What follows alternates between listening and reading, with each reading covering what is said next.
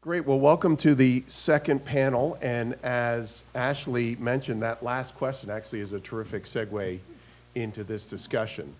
To borrow from my earlier comments, we're going to be talking in part about sock nets, which has morphed into social media, and how some of the platforms that we use can be used not only to help prompt civic participation, but how it really can be used to engage with one another in discussions around politics and policy. And so I'm excited here. We have one change in our agenda. Matt Mahan sends his regrets, or rather his assistant did. He became very ill, apparently food poisoning late last night, and so was not able to make it. But we're very excited to be joined by Elana Berkowitz here, who was also last edition. But panel here, we'll start first with, to my left, Deborah Devedjian is the founder and chief citizens officer at TheChisel, which we'll learn more about here this morning. Deborah brings a multi-sector background to her work with a principal focus on education and creating learning organizations. As a slight and interesting aside, her patron saint is Ben Franklin. So I think we've heard Ben Franklin mentioned more this morning, although that is someone that is talked about regularly here at the School of Public Policy, and I think one of the many ways in which we're a unique graduate policy program. To her left, your right, is James Hall, who's the founder and CEO of Open Campaign. James brings a significant background in technology to the launch of Open Campaign. He is a local, and as a slight aside, if you have any questions about the best area surf spots, then James would definitely be someone you would want to speak to there. And again, as I mentioned earlier, Elana Berkowitz, who is not on your agenda, but we're very thankful to have her join us from the Bay Area. Elana Berkowitz heads up HelloVote and brings also a multi-sector background to the launch of that platform, having worked for McKinsey as well as the White House. And one of the interesting things in doing some background on Elana is her platform was the only one I saw that was profiled in Glamour magazine, which if anyone thinks that the civic engagement and civic tech world is dull and boring, when you reach Glamour magazine, you understand that things are changing. So great to have you all here. As with the last panel, we're going to begin with a quick profile of each one of the platforms here. And again, the general theme of this session is going to be looking at how some of these networking platforms can be used to engage one another in conversations, but also in the process of civic participation. And so, Deborah, we'll begin with you, and you wanted to use the web to pull it up. Yeah, sure. Okay. Hello, I'm thrilled to be here. My name's Deborah Jane with TheChisel.com, and I'm going to play the devil's advocate first on two fronts. First, I am a born and bred, Philadelphia person. My heart is very much a New Yorker, where I've been for many, many years. However, I got here yesterday, and I think I'm already a devotee. I want to move to California. I want to thank you all so much for this. I'm going to start surfing, and James is going to help me figure out how to do it. So this is totally cool. I've never shifted my mind on anything so quickly. And I was told today even the weather's bad here, and I'm thinking, oh my gosh, this is heavenly, absolutely heavenly. On the other side, and as seriously, but also kind of a funny note in a sense, or an ironic note, is we think about technology so much as being a panacea, and I think we want to be really, really careful, because in as much as everything all of us are doing right now has an element of technology to it, I think we need to remember the reason that we're all here, and thank you so much for the convocation that you've created. It is high touch, it is in touch, it is personal, and at the end of the day, any technology that's created is ultimately a function of the people and the brains and the passions and the minds and the biases and the experiences behind the technology. And so to that end, let's please not forget that the technology is only a tool. The technology is a tool to bring together the best of our passions and the best of our desires and the best of our aspirations for what we want this country to be and how we want it to develop. And so with all those critical thinking skills that Cami was talking about and the civic engagement needed that Nate was talking about and the way Hunter is thinking about different demographics and so on, these are the kinds of things we need to pull together, but in a way that suggests a superior level of leadership, of ethics, of morality, and those critical thinking skills in an inclusive a fashion as possible, and that's really what we're all about. I'm going to start with a really quick overview of what the Chisel is, because I talk too much. Oh, hang on. Sorry, 1 second. There is a lot of noise in Washington, because but it technology feels gets like... so goofy sometimes. So over the course of the last 24 hours, my computer crashed, nothing was retrievable. FedEx was supposed to have delivered something yesterday. It's still in New Jersey, won't be delivered until Monday. 3 or 4 other technological problems happen because of lack of communication as the underlying problem, again, back of humans. So we are the Chisel, and you were all supposed to have one of these. The frustrations of politics is what this is all about, and as a result of, everybody will get a stress rock of the Chisel. You'll all get one next week, I promise. But as a result of... Should we have kept one of the stress rocks here? For me? Or maybe for you. Okay. Sorry. Okay, anyway, so why don't you just start that? But this is the source of frustration for what's happening in politics today, which is beyond dysfunctional and unconscionable, is why we've created the Chisel. And with that... And please. The voice of regular citizens like your voice isn't heard. These days, those with the deepest pockets have the loudest voice. Special interest groups of all kinds are at the table, but where are we? Through TheChisel.com, you can become part of the discussion in Washington.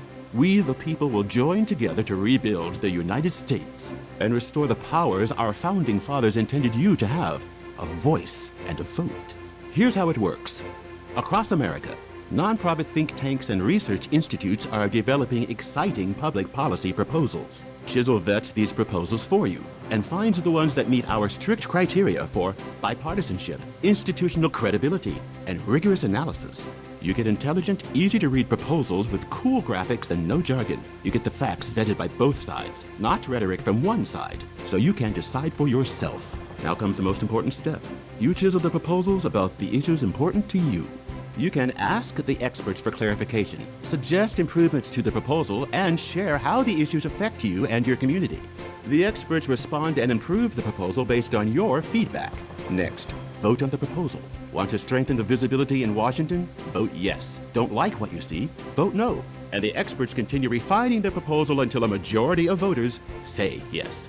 Then Chisel works with the bipartisan sponsors to find members of Congress on both sides of the aisle to sponsor your proposal. And we keep you informed of its progress every step of the way. With Chisel, you are informed and engaged in a more transparent, accountable democracy. The power of your voice and your vote is restored. So unleash your power with TheChisel.com. Thank you, Dean Peterson. I'm just going to spend two quick minutes just going through the site to give you a sense for what's going on here.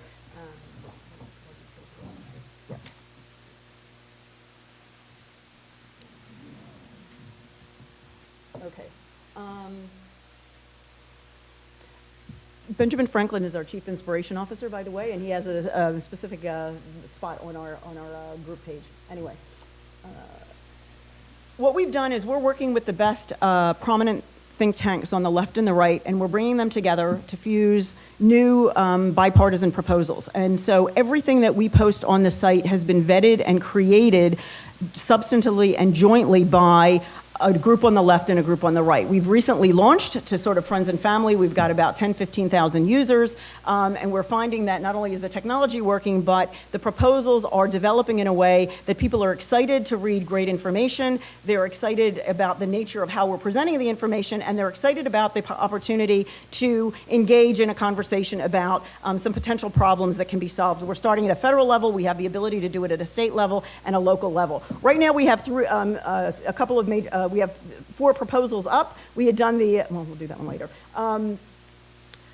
This was, this proposal, the tax proposal, was jointly created by American Enterprise Institute and the Tax Policy Center, which is a joint venture between Brookings and Urban Institute. The economy on farm subsidies is a joint venture between National Taxpayers Union Foundation and Public Interest Research Group, which is a left-wing organization. The elections, this is a way to counter the big money problem, and Dan and I are already going to be doing something together soon, and I can't wait to do that with regard to big money. But this is a proposal that's been created by, jointly created by PIRG, a Public Interest Research Group, and Take Back Our Republic on the right. So, to give you a sense for what we're trying to do, we're trying to show information in as, okay, this is very slow. In an exciting way as possible. All the proposals have the same basic framework. Here's information about the organizations. Here are the experts who proposed it on the left and the right. But most importantly, what we're trying to do is we're trying to change the way the conversation happens among Americans in the way that a public policy conversation happens. First, we're presenting the issue. What is the background information with regard to the issue?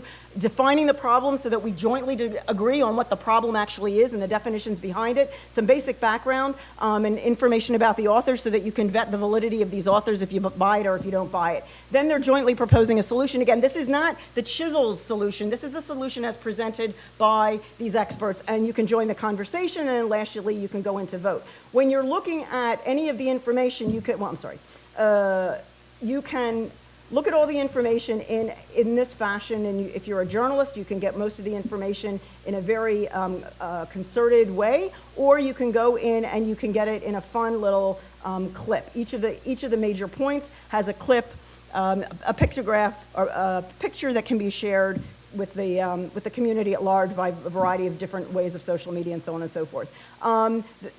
You can go into each of them. There's a great deal of additional go deeper information and background information. You can click into any of these to see what the original sources are. Everything that we use is primary sources, and all of the information, everything that's presented, every color, every number, every word has been agreed to by the experts on these panels. They present a solution to you in a very simple way. If you want additional information above and beyond the bullet points, you can click into it. You can then join the conversation. If you want to join the conversation, you can talk to the experts. And so when you see stuff in orange, the experts are responding to you. They're talking back and forth and giving you feedback on the questions.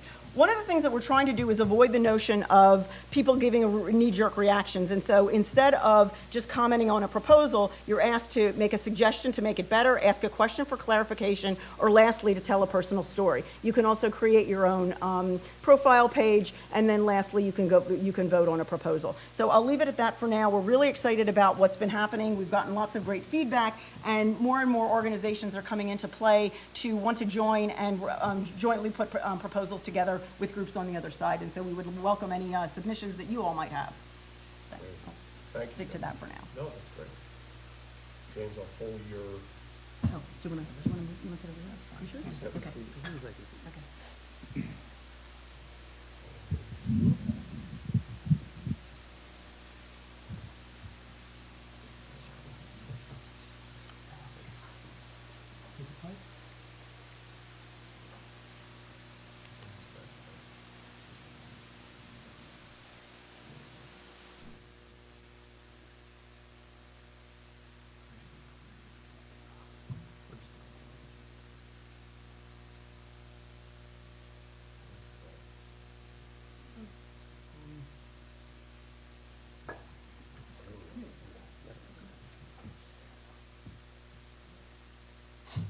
Okay, great. So my name is James Hall. I'm the CEO and co-founder of Open Campaign.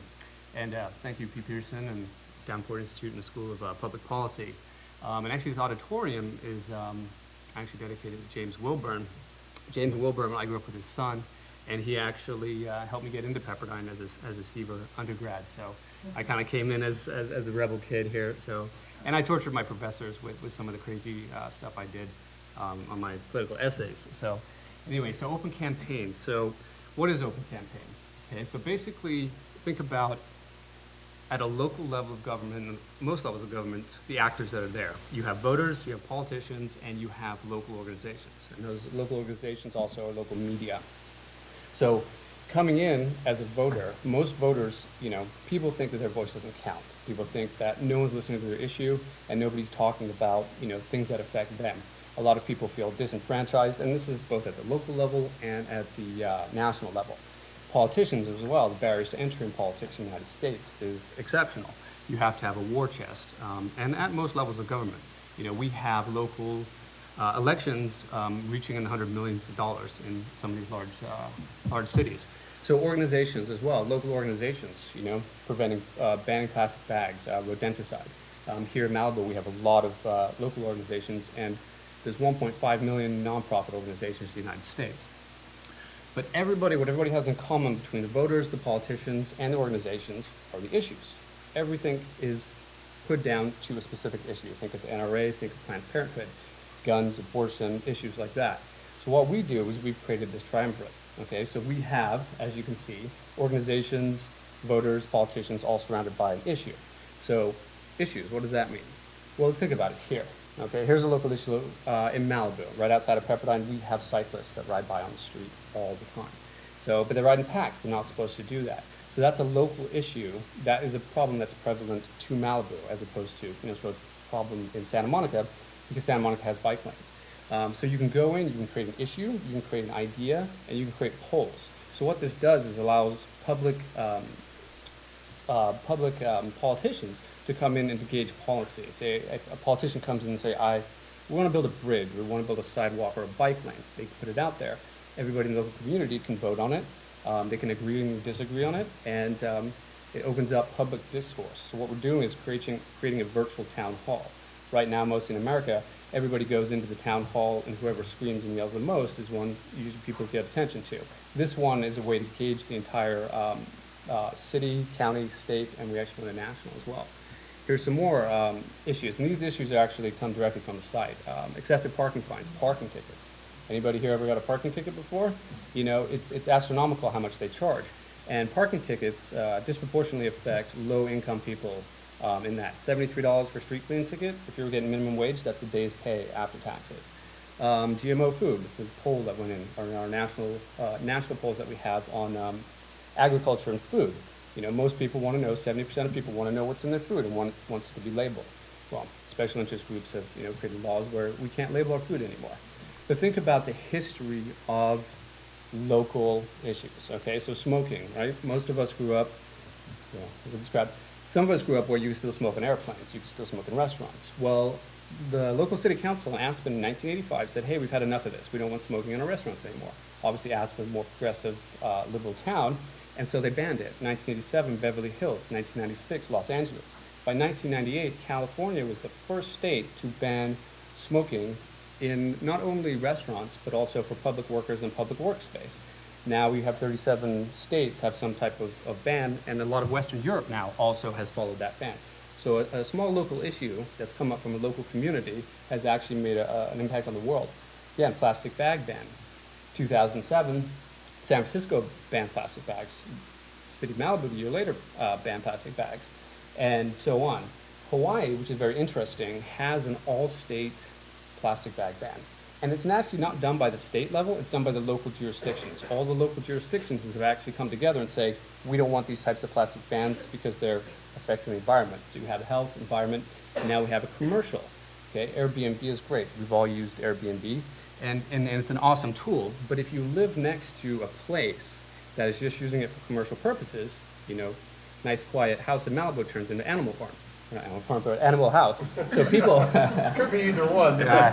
Freudian slip there. But people coming in and they don't want this in their local neighborhood. So what did Santa Monica do? Santa Monica created a city ordinance and said, hey, you can do Airbnb, but you can only rent out a room. So the homeowner has to be there. So Airbnb obviously is suing City of Santa Monica. Anaheim actually banned the entire use of Airbnb. The New York State Senate passed a law banning Airbnb in the state of New York. Cuomo hasn't signed this, but it's on his desk. So these small issues that become problems at the local level, where the local community are bringing it up, become, as I said, they metastasize and move up. So an open campaign, as you engage with more and more of these local issues, it helps you to match to that local politician that's also putting out issues and engaging. So if you look at national issues are pretty easy to see where Democrats and Republicans stand.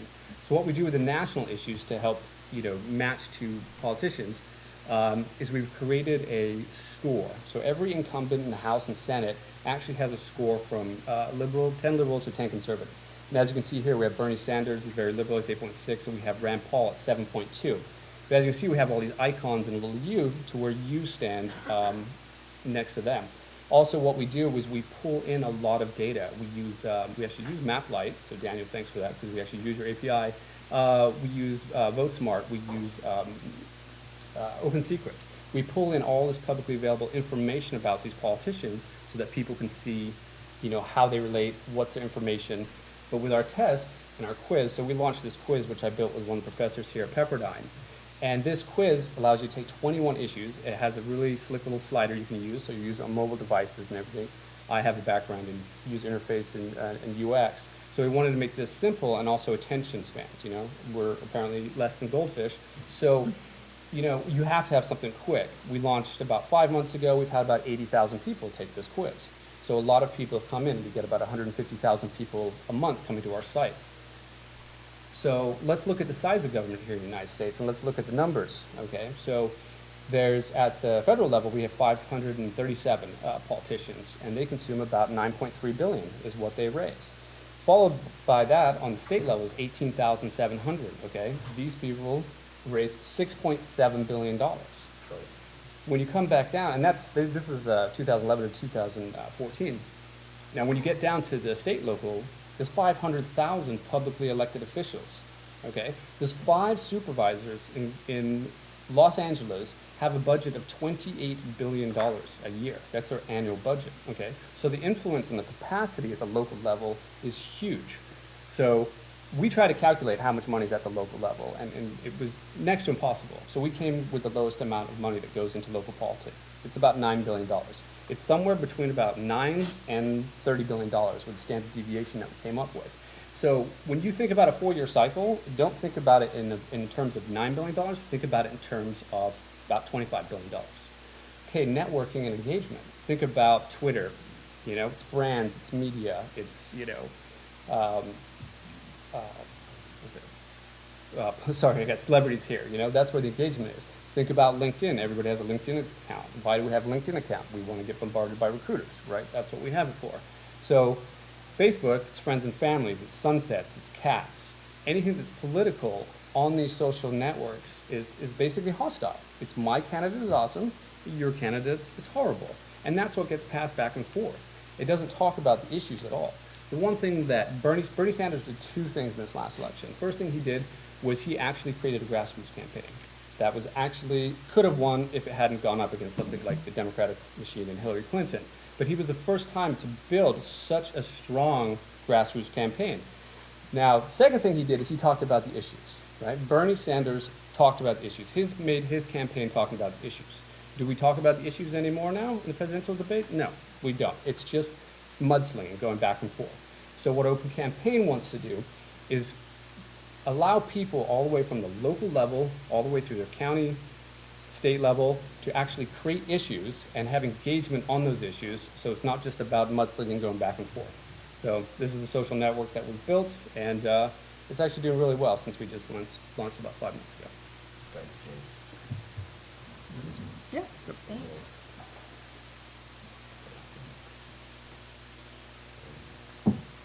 Well, from Kennedy to a bunch of prairie dogs. My slides are a little less. Well, still safe. Prairie dogs are local. I love prairie dogs. I love them so much that I made this picture. Hi, I'm Elana Berkowitz. I'm one of the co-founders of HelloVote. We launched all of 3 weeks and 1 day ago. We are the first ever chatbot for voter registration, so it means that you could register to vote via SMS, via Facebook Messenger, inside of Line. We can build a bot to work inside of almost any app that has messaging capabilities. And and some of this, and frankly, I just like this photo which we put up when we launched 3 weeks ago. But we've been thinking from the start kind of about social shareability, especially because we're a small team, tight timelines. So this is one of our little things. Oh wait, guys. Sorry. All right. So just a little bit about how HelloVote actually works. You either can enter through the click on our Facebook Messenger page, and it'll open up the chat window. You can text hello to 384387, which is our short code to initiate the process. You can text hola to 384387 to initiate the same process in Spanish. Or you can go to the website hello.vote, enter your number and start there. Essentially, it has the feeling of, you're in a text message conversation with someone who's asking you a series of questions. And in fact, in the background, the bot is filling out all of your state forms for you. There are a number of states that do allow full electronic integration, which means at the end of the SMS flow, you're fully registered, you're ready to go. In many other states that either don't let you integrate with their forms or have a wet signature requirement, at the end of the flow, based on all the information you sent us, a couple days later, we will send you a pre-filled out PDF with your form in a nicely packaged envelope that has a stamp that we kindly paid for, and you just sign it and pop it in the mail. So kind of whichever state system you have, it's to our mind, real improvement on the voter registration experience for a mobile first generation. Of course, another part of this was, obviously by creating a sort of fun new technology that we knew people would kind of buzz about, what we're also doing is collecting phone numbers for get out the vote work. So the bot can both register you to vote, but can also check your registration status. So when you enter into the flow, it first checks to see if you're registered at the address you think you're registered in. If not, it'll prompt you. But now we're starting to move into our plan for turning our bot into a get out the vote bot, who will be, in addition to providing the basic data that anyone who integrates with the Google Civic API can get, like where your polling location is, and ID requirements. We're also going to be experimenting with a couple of other fun mobile get out the vote features that I'm happy to tell you guys about over cocktails. Why messaging? I found this awesome photo. Do those phones ever really exist? I'm not sure, but yep. I like their colors and thought they looked cool. So so I picked it.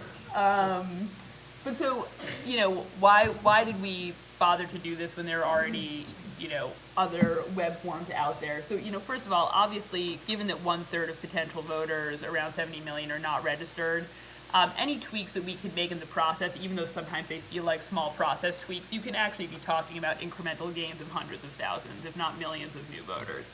But beyond that, I think that Americans are increasingly becoming mobile first users. So even though not everyone has a smartphone, 96% of Americans have some sort of cell phone. And the nice thing with SMS is it means that if you only have a flip phone and you have no internet access at home, for the first time you can get registered to vote.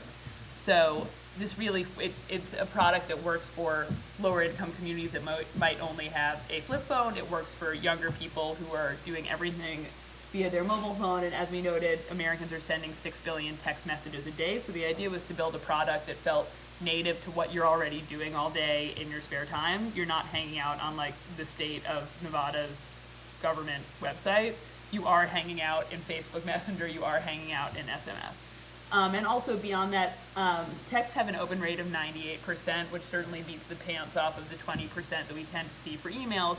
So again, some of this was saying we are in a conversational and hopefully very chill way going to be sort of getting in your face and in your flow of daily information. And we already talked about that other note. Multi-platform messaging is super awesome. Let's talk about that for a second. So we, as I mentioned, launched 3 weeks and a day ago. So far, we've chatted with more than 120,000 people in 3 weeks, which we're pretty excited about. And even more exciting, for those who started, who at least texted something to the bot, we're seeing a 72% completion rate across registrations and registration checking, which for those who have worked in the space and might be used to some of the numbers for 2012 web forms is enormously higher. And it's a very hard number to budge. We've run a bunch of experiments across lots of social channels where we might find unregistered voters. So Line, which, does anyone use Line? Yeah, so it's the average user, I think, is probably around 21, 22, lives in Asia, but they do have a growing base here. It's a lot of sending sticker packs back and forth. But anyway, the point being, we really wanted to experiment with as many platforms as possible. We also experimented, and we're just in early days of, it's very easy for us to pop up customized pages and SMS keywords, which we'd started popping up for our various partners. We worked with everyone from Latino Victory Project and the Korean Resource Center to MTV in West Elm. So we popped up pages, hello.vote/refinery29, for instance, so that way our partners could track how many people they voted, got registered. And once we did that and realized it took our engineers under 5 minutes, we thought we could also pop up these pages for individuals who want to communicate with their communities and frankly have big followings. So this is just one example that I thought was nice. So the actress Sophia Bush, who across Instagram and Twitter has a couple million followers, liked what we were doing, so we popped up hello.vote/Sophia Bush. And I just tweeted out the Pepperdine page. Oh yeah, and there's now hello.vote/Pepperdine, or you can text Pepperdine to 384-387, and then you will be registered as a Pepperdine voter. And so, for instance, with Sophia Bush's page, so it means that her photo's on the page, and the first text message comes from Sophia. And the rest is just, it's the typical user flow. So I just noticed this tweet that I pulled, which is, it's really fun for a fan to feel like they actually got to text with someone they like and admire about getting civically engaged this year. This is early days for chatbots, and ultimately these experiences can feel much more personalized. But this is just one little idea of a 5-minute thing we did, and you can imagine what you could do with more than 5 minutes. Oh, and actually, sorry, and one other note about this, one feature that is now at hello.vote/studio, which anyone is welcome to check out, because we really wanted to prompt social sharing. Oh, I accidentally removed our Twitter impressions. I think we're over 150 million Twitter impressions already. And part of what we want to do to encourage social sharing, as I think was sort of touched on in other panels, very few people go to the polls simply because they see voting as an end versus a means, right? Very few people go to the polls because they just love it so much. And I think some of it is, we're a 501c3 nonpartisan nonprofit, so it is not our place to be telling you why you should vote beyond the sort of generalities of let's all participate in a really important election. So we wanted to make our tools as easy to use as possible for people who wanted to embed what we can do to help them tell their stories and motivate their communities. So the studio feature actually lets anyone now customize not just all of the intro text that come in, so you can tell your users why you want to vote, you can customize colors, and then tweet that out, Facebook it out, so it's really in your voice, which we thought was really important. We also built in iframe widgets so anyone could pop it into their site and really tell the story of why this election mattered to them in their own voices in ways that were not, was not something HelloVote was going to do. So just some quick parting notes. Oh, and HelloVote is a project of Fight for the Future, and we built in partnership with Twilio, which is a text messaging platform that IPO'd last year and now has twilio.org, and they were our kind partners. Just some quick thoughts that maybe we could all, I'm interested in, maybe we can all talk about. One is, with the rise of more and more political and civic activity happening across social media channels, is how do we balance having an appropriate official tone versus conversational, authentic tones? Because our bot was filling out official government documents on your behalf, with you. And so some people said, why don't you have more fun emojis during the flow? And there's many reasons for that, and we do have a couple emojis that are little Easter eggs you can find, but part of that is because we want people to trust that in this new technology that they're not as used to using for this process, that something official is happening. So that was really a balance that we were attempting to strike in our product. Gatekeepers and partners, as I mentioned already, the people who are doing the hardest work are our partners, and we want to just equip them with another tool in their toolbox to do the much harder work of being on the ground and doing these things. I think gatekeepers are also an issue for all of us, which is to say, you can build the best tool in the world, but obviously any tool that gets into the Facebook flow is just, or into Snapchat flow, is just going to have a billion eyeballs on it, and sort of, acknowledging the gatekeeper power of a couple of large social media companies is important, and thinking about how we can partner with them more successfully. moving forward, incentives for collaboration among civic orgs. As someone else already mentioned, this space is very starved for financial resources. As we all know, we were in the lucky position of having a philanthropy pay for this, I hope, pretty beautiful experiment we've worked on, and the code is open source. We'll be releasing fully and publicly all of our code and all of our data for people to use in any way they see fit, and that was sort of deliberate because we want to hopefully kind of move this space forward and give everyone access to these tools. I'll skip that next one. Just a quick systems change note. You know, I think we can all agree we can make a whole bunch of different tweaks on these products, and I think the question is, how do we also move those products forward to get more people registered while also having productive systems level conversation? I mean, obviously, if we had automatic voter registration like they have in Oregon, my product would be much less necessary. And because one of the questions you guys asked was, why are you doing this work? Most days I think it's because I'm a masochist, but also on the days when I don't think that, William Gibson, who's a cyberpunk author who some people might have read, he talked about how the future is here, it's just not evenly distributed yet. And so I spent the last decade in different ways thinking about how it could maybe be a little more evenly distributed. Great. Well, thank you. Want to move to questions from the audience. And before we do, I just wanted to